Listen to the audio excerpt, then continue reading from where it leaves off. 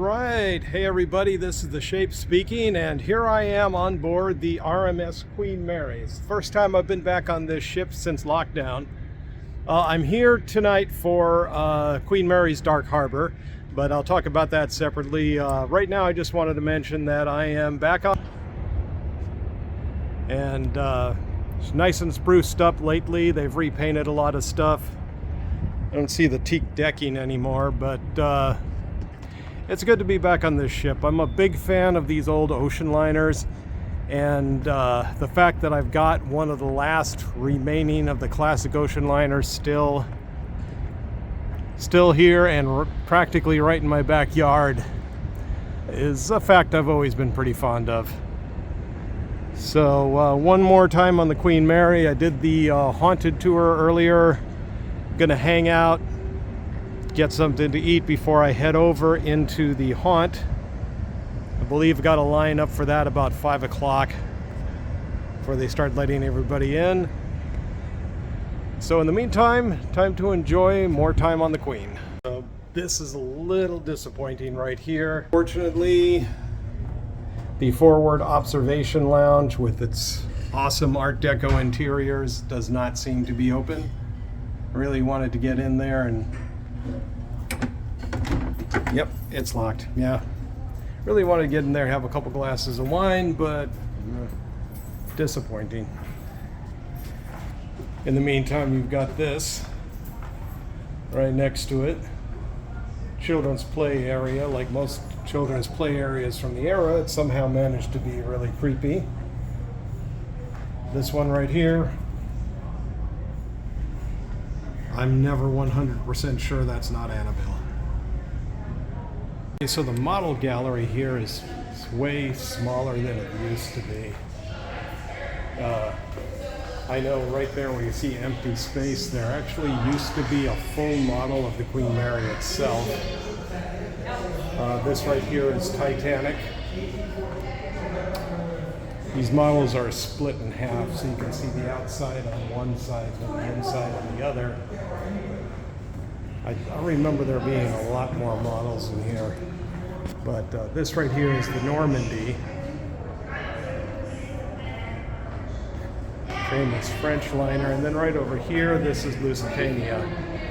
Weird thing about this selection of models is that all three of these ended their days earlier. Titanic, of course, you know, sank. Lusitania was torpedoed in World War I and went to the bottom of the ocean. And during World War II, the Normandy caught fire in the New York harbor and capsized and ended up being scrapped where she lay.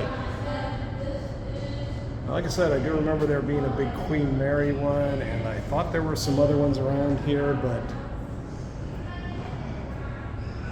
feels like a lot of stuff went away after. Yeah, that's right. There used to be, right here where it's empty, there used to be models of the current colored queens at the time. Queen Mary II, Queen Elizabeth III, and the Queen Victoria. Those don't seem to be here anymore.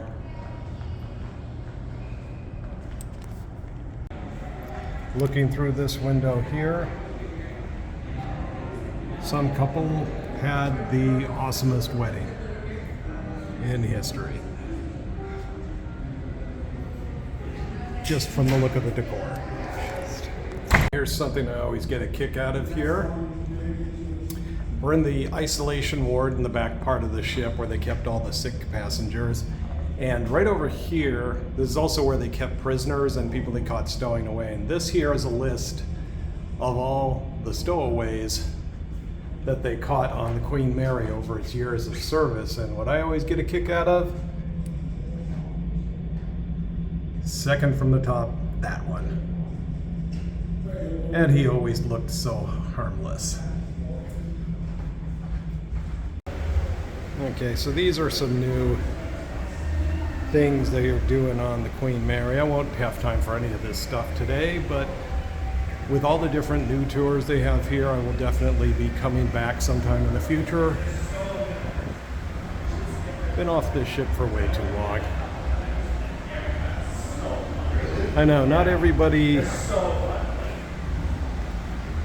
Not everybody is as excited about this ship as I am, but you go to my place and I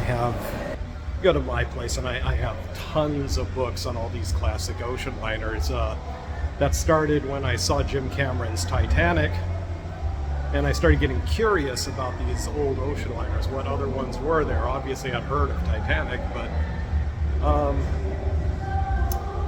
so I started doing some research, and I ended up finding this huge breadth of history.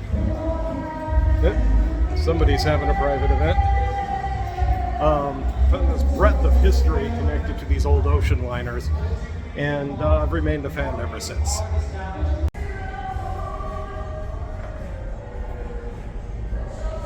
The decor in this ship is really astonishing. I'm a big fan of this old Art Deco style of architecture. First time I ever walked into the Pantages Theater, I was just stunned. Well, this is another place with a lot of this old school type of woodwork on lighting architecture. A lot of places on this ship are absolutely stunning. Again, I know that's not the kind of thing most people are actually going to get excited about, but I really do love it in here. One thing I've noticed that's changed. In here, this used to be, I have a huge Lego model of the Queen Mary. I don't know if it's still on the ship anywhere, but now it's some kind of theater for like a history of the Queen Mary. So that's changed. Again, I'm going to have to come back. I'm going to have to see all these new tours and see what else has changed, because I got to eat about soon, and then I got to go get in line for the haunt. I am here, of course, for Dark Harbor. But yeah, I've been gone too long, and I really like the design and stuff, and I'm a big fan of these old liners. Another little thing worth noting, I'm lathered up with sunscreen because I thought it was going to be really hot today, but as you can look, you can see it's overcast and it's really nice and cool out. This is actually a really good day to visit. You can see that the clouds are actually low enough that they're covering some of the rigs out here. And if you look over here, some of the buildings in Long Beach. So yeah, so I didn't really need to slather all this stuff all over my skin, but you know, there's but that's the thing. There's two things when you're me. There's Ghost Man and there's Lobster Boy. Pick one. I don't tan, I burn, I fry. So I'll pick the one that doesn't involve skin cancer. Thank you very much. The thing that's kind of interesting about the Queen Mary is at one point in time, the lease for the Queen Mary was actually held by the Disney company.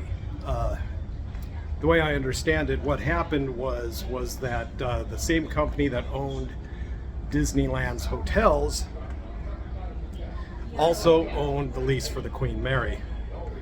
Disneyland bought the company with the intent of being able to own and run their own hotels. So anything else the company ran, they just kind of sold off to other hotel chains. But when then Disney head Michael Eisner noticed that the Queen Mary was one of them, that caught his eye. So he was developing a project called Port Disney that would have used the Queen Mary as its primary hotel, and everything all the way around here was going to be this small theme park with an ocean theme. Unfortunately, he ran into a whole bunch of problems. The environmental report he got back wasn't good. He realized he could very well be destroying what he was trying to celebrate. The Long Beach City Council was openly hostile to him. Also, the roads around here are mostly two-lane streets, which would have had to been opened up to, say, four-lane to accommodate the traffic. And neither Disney, who was already preparing to invest a lot in the Port Disney project, nor City of Long Beach wanted to pony up the cash for that.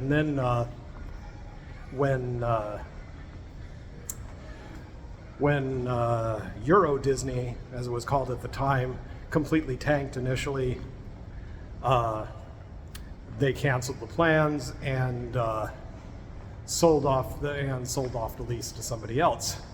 All that Imagineering, however, didn't exactly go to waste, because there was going to be at Port Disney one area that was based on the old Pike amusement park from Long Beach. That became Paradise Pier in California Adventures, and it's currently called Pixar Pier. A lot of the other designs went into Tokyo Disney Sea in Japan. Tokyo being a much bigger and richer city than Long Beach, they were like, what, you want to build another park? Oh hell yeah, we'll front you a few $1 million to get started. So a lot of what they were planning to build here ended up over there. Lease were sold off, and to a disastrous series of leaseholders, which let the ship really deteriorate. And we found ourselves in the mess that we had during lockdown, where they had to do all these emergency repairs. Despite all the problems involving COVID and the lockdown, I think Urban Commons did a really good job here. They were repainting it, they were getting things back together, and during Urban Commons' reign, this ship was vital again. They were busy all the time. They had sporting events, they had MMA, they had different festivals. They really did a good job in making the Queen Mary important again, but unfortunately Long Beach blamed Urban Commons for every problem, filed lawsuits, and now the city of Long Beach owns the ship again. And while all these emergency repairs have been done and it's in better condition than it was, I really wish that Long Beach would have learned from some of those successes that Urban Commons did, and just make this place vital again. New Year's Eve shows, some winter festivals. They had sporting events. I wish they would try to do that again, but I guess it's not to be. The ironic thing about the whole debacle with the Port Disney project is, had that gone forward, Disney would have taken care of this ship. They've got the resources to do it. So I guess Long Beach missed out, but it's the way it happens. Quick add-on here. Don't get me wrong, there are a lot of interesting things still to do on this ship. They have some new tours. They have a Hollywood history tour and a lot of stuff that wasn't here before. So while it might not be quite as spectacular as having all these sporting events and stuff they had, there is lots of reason. I'm going to have to come back here probably sometime in 2025. Not sure what months I'll pick, but I do have to come back here and take all these tours and re-explore the ship. I'm not going to have time today to go, front to back like I always do. But yeah, if you like these kind of things, if you like your history of ships and liners and stuff, if you can, it's good to check out the Queen Mary, at least just once. So I'll be going over to line up for the haunt later on, but for right now I'm stopping here at the Promenade Cafe, which they've spruced up quite a bit since the last time I was here. It was closed for quite some time, and I'm going to settle down and have myself a nice meal. Since I can't go to the observation bar, I think that just opened, but I'll get a couple glasses here before I head out. But food here is always good, so this is a good place for me to stop.